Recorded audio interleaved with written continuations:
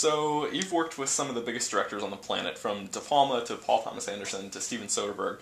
What was it like for you working with Kim Ji-Woon on a movie like this that's so frenetic and crazy? Well, here I am, again, working with one of the biggest directors in the universe. He's huge in Korea and Asia. And I was thrilled. It was a new experience working with someone that doesn't speak my language, but does speak my artistic language. So we were able to collaborate. He's a great collaborator.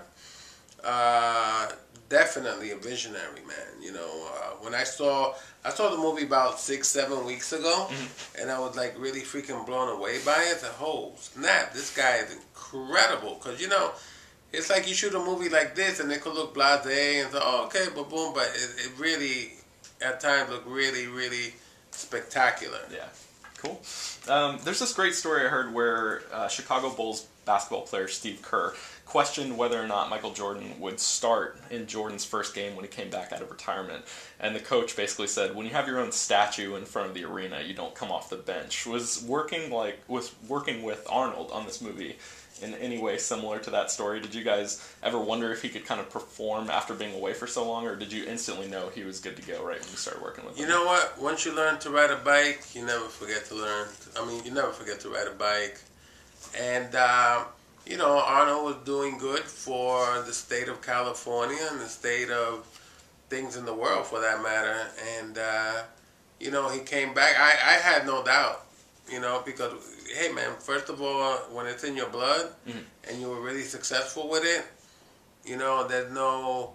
I don't think there's no doubt that you can't come back again to be successful at it. I mean, Jordan proved that. He came back and won, 3 more championships in a row. Yeah. So, you know, again, I have no doubt that Arnold coming back is a great thing for the business and for his fans and for audiences.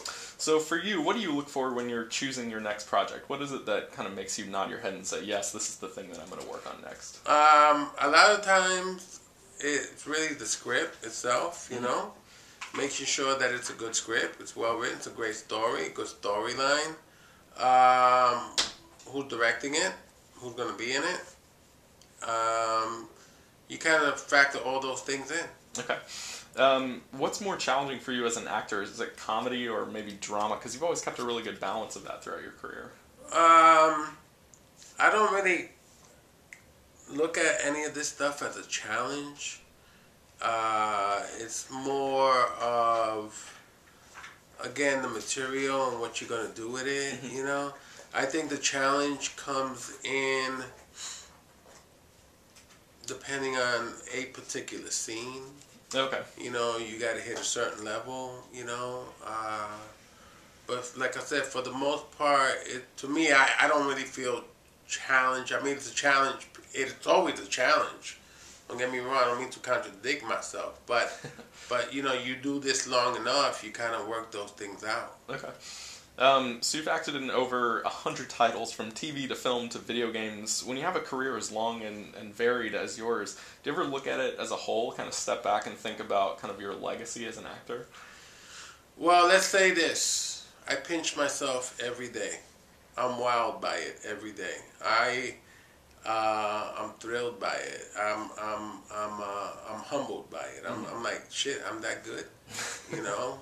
And I am, you know. But it took me many years to say to myself, to give myself the confidence, to say, yo, Lou, you're really good, man.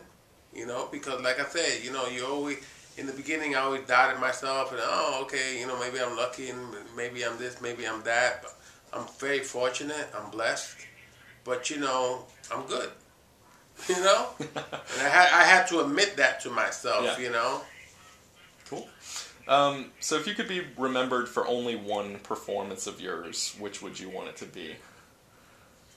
Do you have like a favorite performance of yours? I think being a dad. Really? Okay. So not necessarily work related then. No, being a dad. Cool. Being a dad and raising incredible kids. You have a lot of kids, right? I have 5 children. Okay.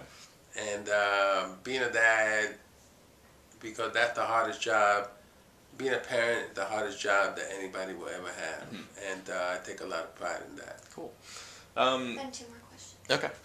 I'd imagine it must be sort of interesting for you, like kind of flipping channels and coming across work that you've done years and years before. Oh, yeah. Do you ever like kind of revisit your older films like that? Oh, yeah, man. Every once in a while, I think, damn, look at me. I was just, so I get a kick out of it, once in a while. Mm-hmm. I'll be channel surfing and that's Boogie Nights, or that's The Count of Monte Cristo, or that's Carlito's Way, or, there's Traffic, or there's Q&A that I shot with Sidney Lumet, or There I Am in Miami Vice. Like, what the hell was I doing? So I get a huge kick out of those things. Hell yeah. Last question. There are a couple moments in this movie that I thought you were kind of channeling Arnold in a way. There's a part where you grab that big sword that you see in the trailer, and you kind of hold it similar to how Arnold is posing as Conan the Barbarian. Was that a choice that you made just kind of as like an homage to Arnold, or was that like kind of, how did that? I think it was a combination of a homage to Arnold, but also it was a multi-purpose tool. Okay, the sword because itself. Because things got hot and heavy out in those cornfields. I could chop down some of that corn or take care of somebody with it. Nice. All right, well, thanks very much. I appreciate it. Thanks, man.